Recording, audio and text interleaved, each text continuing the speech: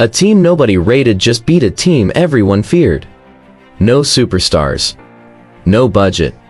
No business winning. And yet, it happened again. By the end of this video, you'll understand the real formula behind underdog wins, and why it has almost nothing to do with luck. Football fans call it a miracle every time it happens. It's not a miracle. It's a pattern. Here's what actually fuels every underdog story. Breakdown point 1. Underdogs don't need to be better. They need to be harder to play against. On paper, talent gaps look impossible to close. In reality, a well-drilled defensive structure can neutralize individual brilliance completely. One organized shape. 11 players trusting their roles. Suddenly, the weaker team controls space better than the favorite controls the ball. Breakdown point 2. Favorites play to their strengths. Underdogs play to your weaknesses. Big teams trust their identity, their passing patterns, their attacking principles. Underdogs don't care about playing beautifully. They study one opponent obsessively and build a trap specifically designed to break them. This should be a disadvantage. It isn't. Specific preparation beats generic quality far more often than people expect. Here's the pattern interrupt. Watch any major upset back. The underdog rarely dominates the match. They dominate one specific zone, one specific player, one specific weakness. That's the entire game plan. Breakdown point 3. Pressure hits favorites harder than underdogs. Expectation creates fear of failure. Fear of failure creates hesitation.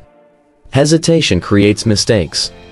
Underdogs walk in with nothing to lose, which paradoxically makes them play looser, faster, braver. This is the hidden psychology behind almost every shock result. Freedom beats fear more often than skill beats freedom. Breakdown point 4. Stamina becomes a weapon, not just a stat.